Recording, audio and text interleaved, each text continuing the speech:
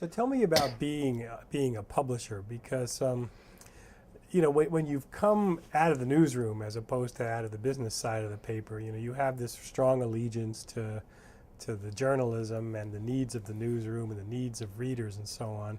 But once you're in the publisher's office, you have, a lot of it involves schmoozing with the business community and the finances of the paper.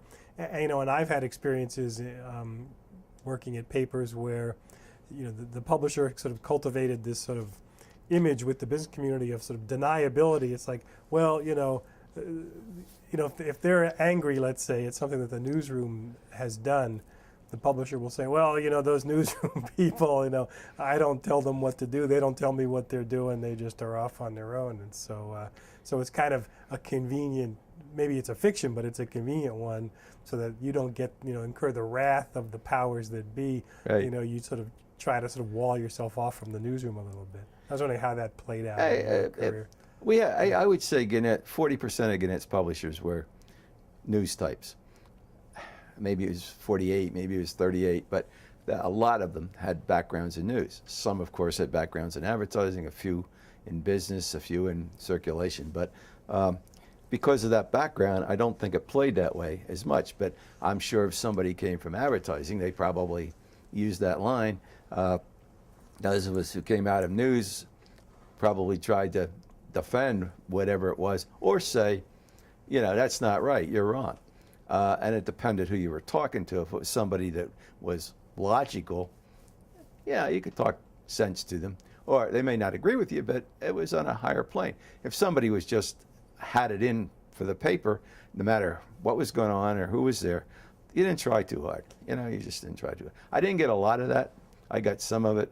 The biggest thing I got was that because I was around and out and went to things, the line I got basically was, we see more of you than we saw of your predecessor.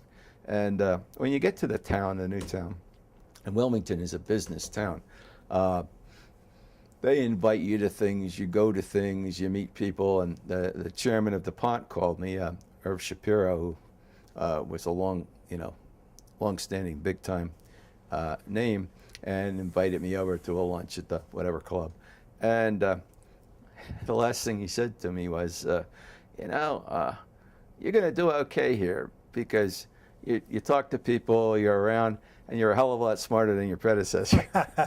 So I didn't say much after that, except I did see a lot of people. I went to games, I went to whatever. I bought tickets to the Delaware games, became friendly with Mike Castle, who will best be remembered as having lost the last primary. Pete DuPont, Joe Biden lived in the neighborhood. We saw each other a bunch, and a lot of people like that. So, I like the people, genuinely like the people. So I didn't have a lot of trouble, and I didn't get too many complaints. Sometimes you get a legitimate complaint, just something went wrong, but that was okay. That's part of the game. Did you miss the newsroom when you went to the boardroom? I was still in charge. Remember, I was in charge. So if you're in charge of the newsroom too. Yeah. That doesn't mean you did the story budget or anything like that. But if you had a story idea, it usually was a good one, as opposed to some half-assed scheme that somebody came up with. So. Yeah. No, I never considered myself out of that because I was over here.